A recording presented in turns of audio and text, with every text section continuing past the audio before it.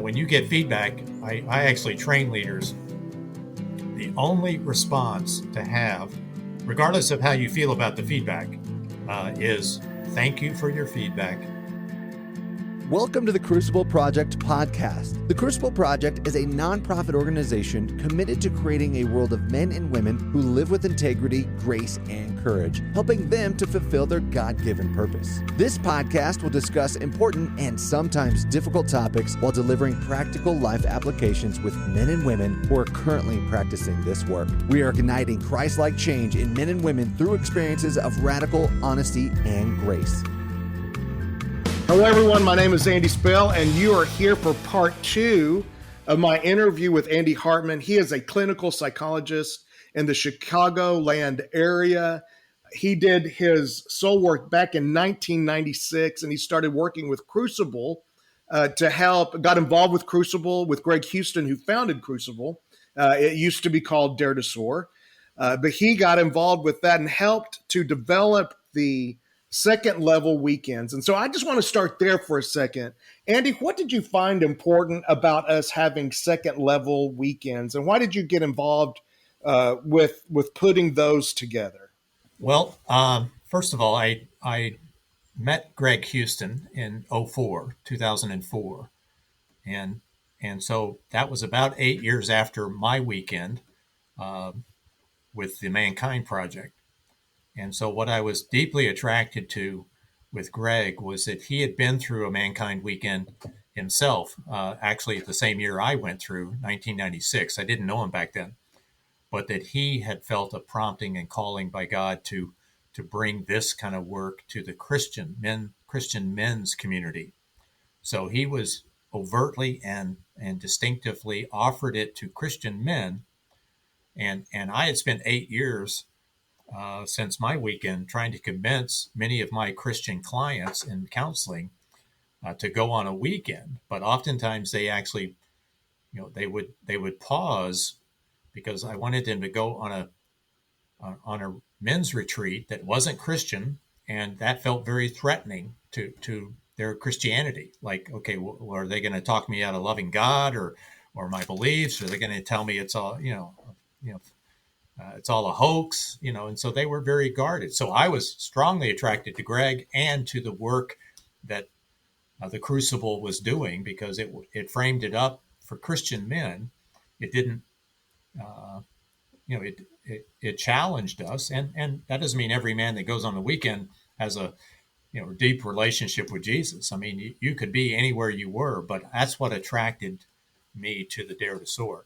And in that early work, those were the beginning years, and men were coming. We went from 2 to 3 weekends a year in 2004, and we were, bearing fruit. But then how to keep, and these men were, we encouraged groups, be a part of a soul group.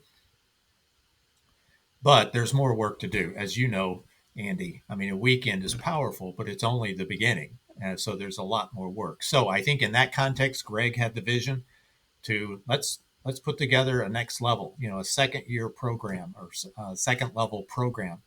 And that's where he had the vision of 4 additional weekends for those men that talked about some key things like leadership and sexuality and mission and things like that. So that's where it kind of got birthed. And Greg invited me and another brother, Jan Hook and Judson Poling, all men in the early days of Crucible, to kind of jump in and help design those weekends and execute them. Awesome. Yeah, well, thank you. I've done all 4 weekends, and I found them to be very helpful. For me, especially the mission and sexuality weekends, I found just were, man, they rocked my world in a good way, in a powerful way. So thank you for the work that you did to help bring those to fruition. So one of the things I wanted to talk to you about is I read some things on your websites that I found exciting. And so I think I want to dive into first. You talk about some work that you want to do with families and the work that you do with men and marital couples and the counseling and the work that you do with them. And one of the lines that I read was you want to that men need to have in their marital space, that they need some work within that marital space. And I was wondering what that meant. That in counseling they need space.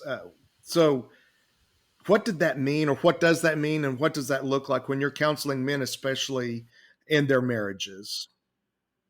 Well, I think in the context of marriages, oftentimes men, because we're often trained to be pretty self-sufficient, independent, not needy.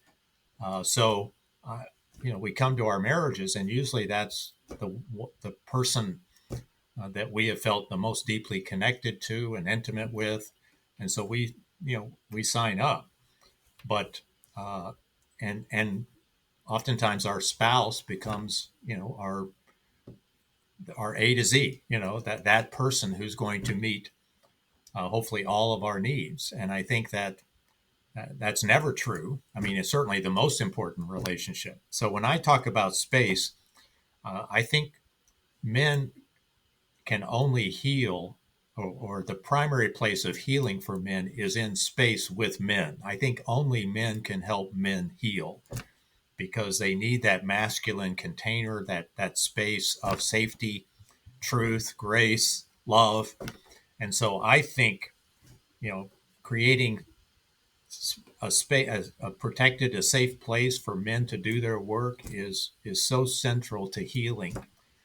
And I think women love us as men. I think they would die for us oftentimes, but women, I don't think, are going to ultimately be able to heal the injuries of the masculine soul. I think that really comes through the process and container of safe men in our lives, which I realize, I've had men in my life all my adult life, but I realize most men still, even in the church, are pretty isolated, pretty independent. They don't open up, they don't share, they don't really talk about what's really going on, with other men.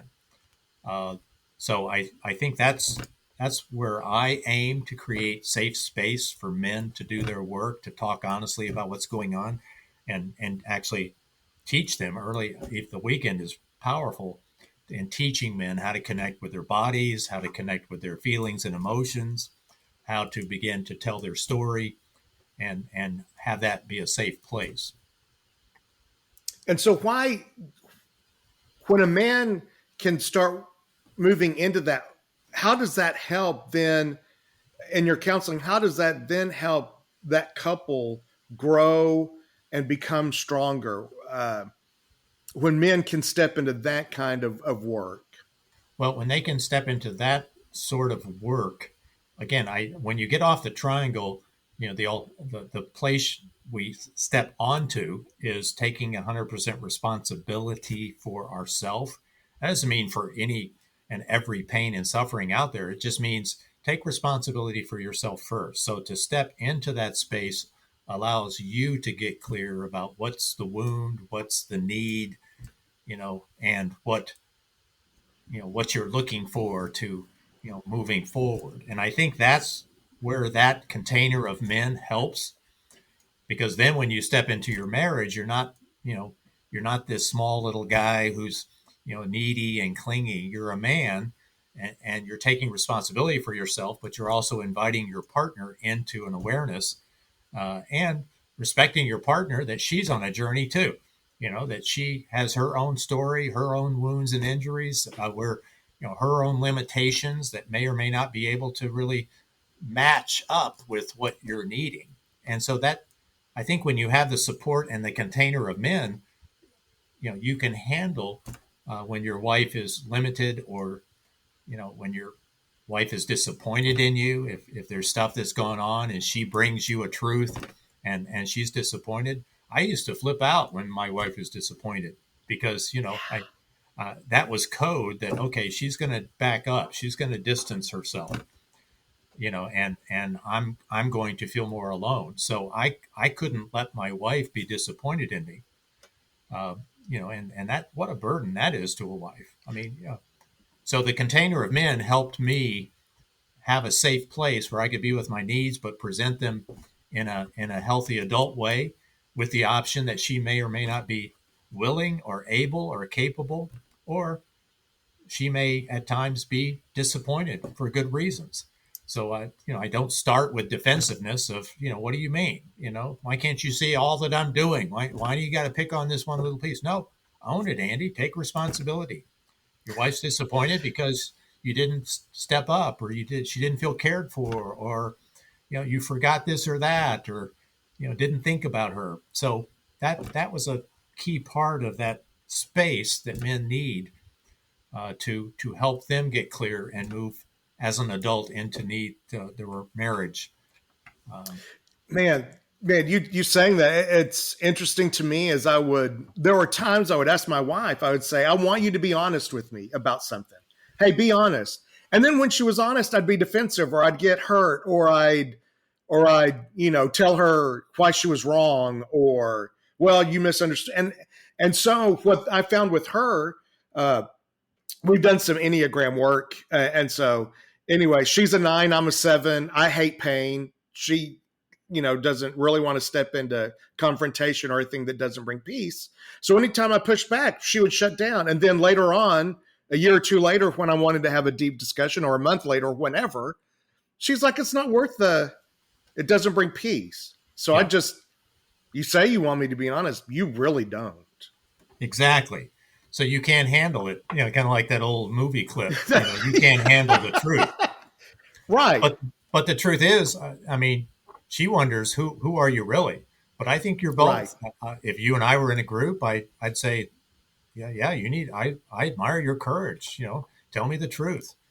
Tell it to me. But what I would say is, probably when she told you the truth and it hurt, you jumped on the triangle. You unconsciously, but you felt for me, or victim. So or you felt villainous. Like, how could she say that about me? And so started getting defensive, and debating her. And she said, this isn't worth it.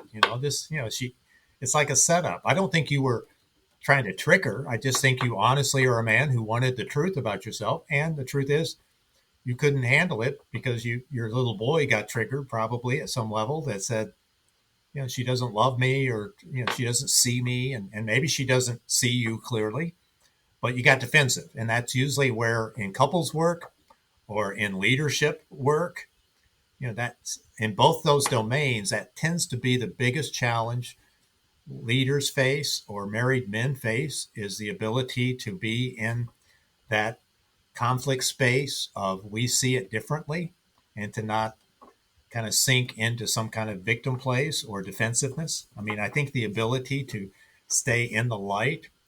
So when your spouse tells you something, or your colleagues tell you something about your leadership, you can stay open. Okay, tell me more. Help me understand that. Help me see it. Now inside, you're on fire because you disagree with the feedback. You're saying, you got to be kidding me. I was with a leader yesterday, in a big organization out in the West Coast. But, she gets incredibly defensive, when anything comes her way. You're not going to be an effective leader if you get defensive every time somebody disagrees with you, or sees something, or gives you feedback. So same thing in a marriage. You're never going to get to intimacy if you can't handle your partner seeing you in a way that, disappointing, or, she's calling out a limit. And that's what happened on my weekend. Back to that. That was the breakthrough moment of, my wife's telling me the truth. She doesn't feel loved. She doesn't feel seen at times. Not all the time. But I got to look at that. If I don't, then I'm not going to grow. So one of the things that happens, and this is so good, so we're talking about this. So in leadership, and even in our marriage, or at other times, I love feedback. And if I'm set up and ready for the feedback, I do really well. But when it comes and I'm not ready, Andy, what happens is, somehow I always hear, and maybe not, I'm just going to succinctly say it, but I hear this: you suck. You suck. Thank you for your simplicity. Yeah. So So how do we move in leadership and marriages? I love some of the stuff that you talked about in your organizational consultant work that you do, that we get stuck in unproductive patterns. When somebody brings me feedback and I'm not ready for it, or I'm in a bad headspace, I hear you suck. How is that for me an unproductive pattern? I love your simplicity, Andy. You suck. Now, probably they don't. I can guarantee they probably don't use that word. Either your wife or a colleague. That's the message inside. So it's a 100%. Yeah. It's a quick tip off that probably goes to some wound in you. Where either that was told you at some point, or that was the message you got. Throughout life, that when you were limited or flawed or made a mistake, you suck. So you kind of created that message yourself. Because what happens, we got to look at brain science, and this is my clinical psychology training now. You look at brain science tells us that when you receive negative feedback about yourself that has a judgment to it, and that's feels threatening, and so you will go into your limbic brain, your amygdala, which is where the fight, flight, or freeze dwells. So you will hear a constructive piece of feedback, you will hear that destructively because you will feel threatened. And what oftentimes we're trying to do in this work with men or in my leadership coaching is help people be aware. Okay, I just got triggered. Okay, I just got, I just went below the line, so to speak. I just, felt, like defensive, like I suck, and I stink, they think I'm the worst thing. No, they didn't say any of that. They're just asking you to, hey, can you take a look at this? And so a lot of what we're trying, and what happens when you go kind of below the line is that you close off any feedback. You instantly start feeling like, okay, I've got to argue this. I've usually it's about fight or flight. I've got somebody's right and somebody's wrong here. So where do you go, Andy, when you get that message that I suck? Do you believe it? And so do you go quiet, or do you get defensive? Like, okay, I got to convince them that I don't suck, or why their viewpoint is wrong. Yeah. So usually I freeze for a second. It always kind of takes me back, and my brain kind of shuts down for a second. Yeah. And then I usually want to go into a fight. In my mind, thank you. I'm like, okay, so you think this? Well, let me tell you how you come up short, or whatever. Or, it's yeah, that's beautiful. And it doesn't happen very often, but man, when it does happen, it can derail me for a minute or two, or honestly, it can, 30 minutes to an hour, until I sit and I really think through it and I listen to what they say and I go, man, yeah, I think I did miss the mark on that. Or, man, I do need to do this better. Or that is a great place for me to grow. Okay. So what you eventually do is you get out from under what I call below the line, which is defensive, right or wrong thinking, closed, and you can, left to yourself, you'll come out fighting, But if you can be aware, self-aware that, okay, I'm getting triggered here, do not respond or do not go down the road of arguing. What you've just described is, over time, you can get yourself back above the line, which is more about staying open and curious. And hey, tell me more about that. Help me see it the way you see it. Help me better understand how that's your experience of me, which again is not natural, because our natural thinking is closed, defensive, either shut down completely, flight or fight, argue, etc. So I think that moment there is brain science, because we're all hardwired. It comes naturally to get defensive, closed, and that's where all the unproductive responses and behaviors come from. So we're actually in the men's work, or even in leadership work, a lot of this work is about training yourself to stay above the line, which is more open, curious. And what you're doing there, Andy, is you're toggling between the below the line, which is I'm closed defensive, and you're trying to move your brain back up to the big brain, the neocortex, which is, where all your skills lie, where all of your strengths and abilities to tolerate differences and understand differing viewpoints, all that lives. You've already got all those skills. They just go offline temporarily when you get triggered. So I think the better you're able to be aware that that's your process, I think that's where any person moves into more of a productive kind of path to manage, differences or tensions or comments, so that, when you get feedback, I actually train leaders. The only response to have, regardless of how you feel about the feedback, is thank you for your feedback. Can you tell me more? Yeah. So when you are coaching like a leader that you see is really defensive, what are one, two, or three things, and you may have just said that, but what are one, two, or three things that you would say to them to say, this is how, man, you need to do these things to move out of that defensiveness to be open? How do we do that? Okay.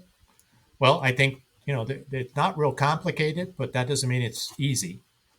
But I can't tell you how many times I've sat with a leader and we're talking about something, and I have to pause them and I say, you seem real defensive right now. Are you aware of that? And of course, 9 out of 10 times they'll say, I'm not defensive. because remember, a key symptom of being defensive is that you're not aware of it. You think you're right.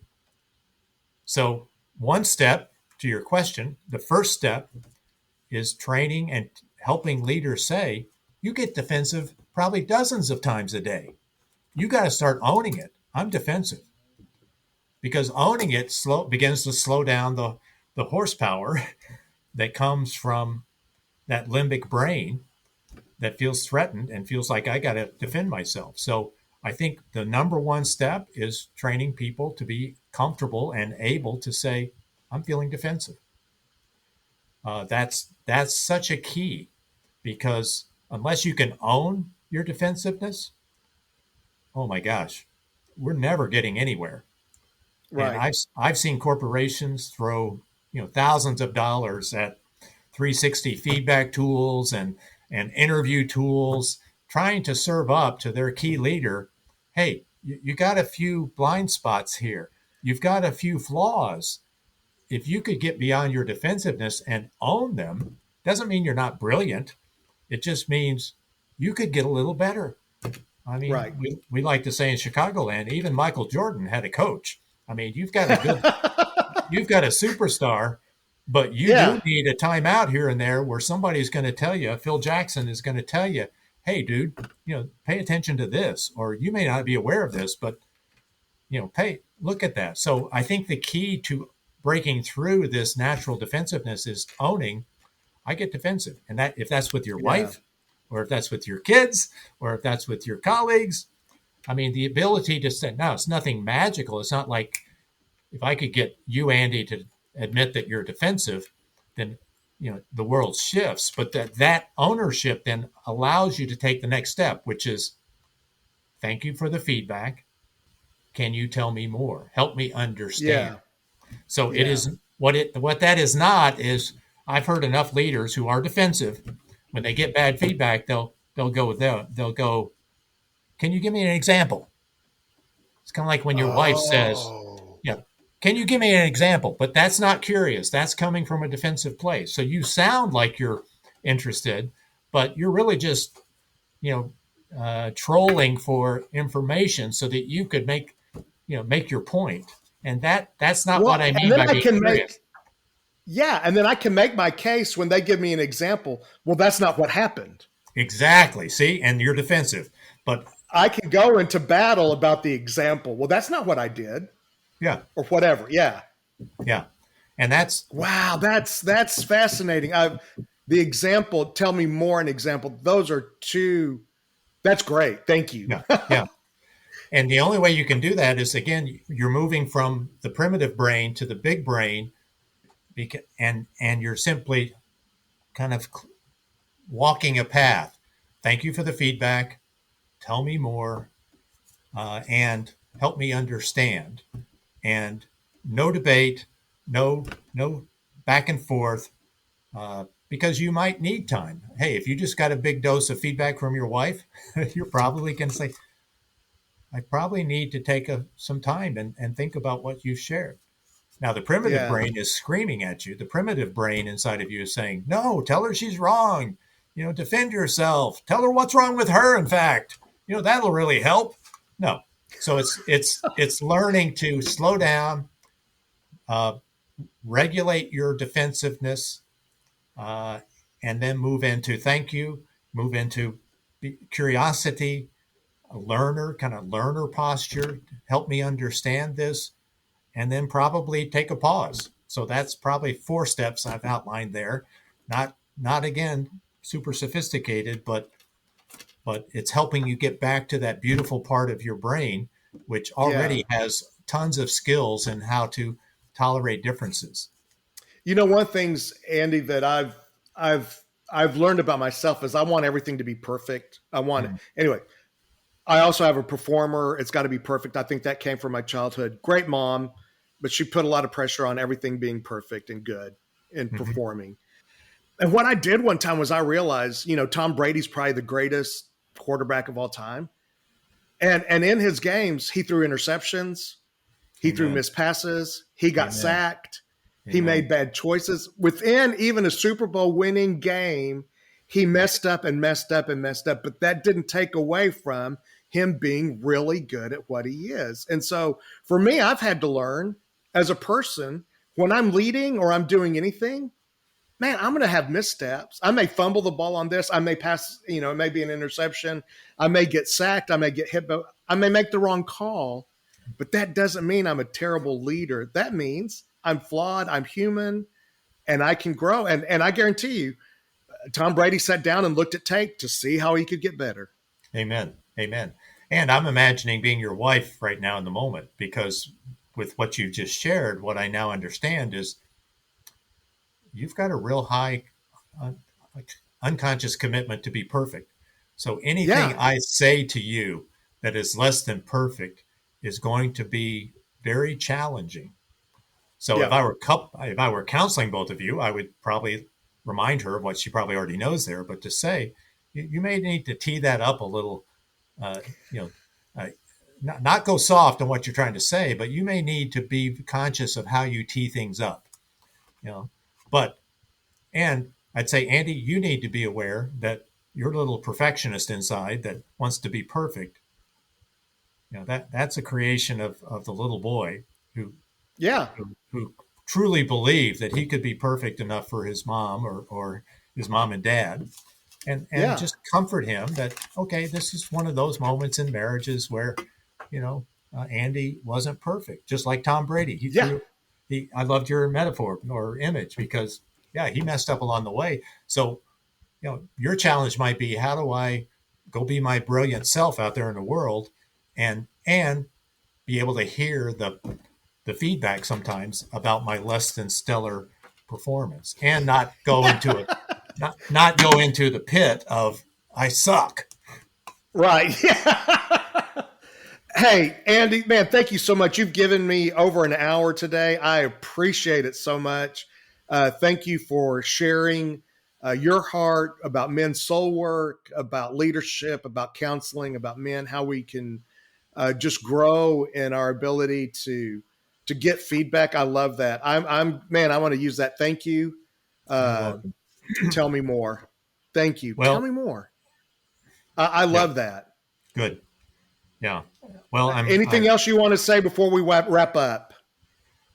well, it's an honor to meet you. We've just met recently, so I love where where the Crucible Project has gone over the last close to 2 decades since I began.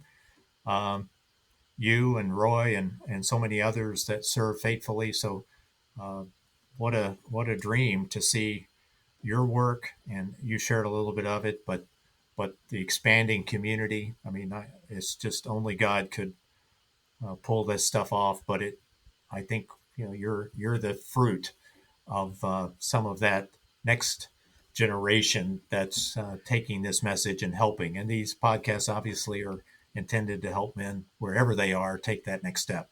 So thank you. Absolutely. So if a man or a woman are listening today to this podcast, and you could give them a 1 or 2 minute encouragement to do a weekend and do the work, what would you say to them? Start with yourself. We're all wonderfully golden creations of God and flawed and open to looking at your wounds and the injuries and how those defenses kind of show up in your life, because that's usually what is limiting you from that next step forward in being your whole self, your best self. So don't go my path. Don't take 18 years to figure out. It's about you. Cut to the chase. Decide now. I've got work to do. Don't know what that might be, but it's worth it. And these weekends are perfectly designed to help you wake up and discover what your work is, and to help you take those next steps. And it'll change everything. It'll change your marriage. It'll change how you lead your family. It'll change your local community and your involvement. It'll change how you play yourself out if you're in the workplace. I mean, it'll make all the difference. So take that next best step. I love it. Andy, thank you so much. Look forward to meeting someday face to face. Yeah, that'd be fun. Thank you so much. Absolutely. Hey, God bless. Thank you. Bye-bye.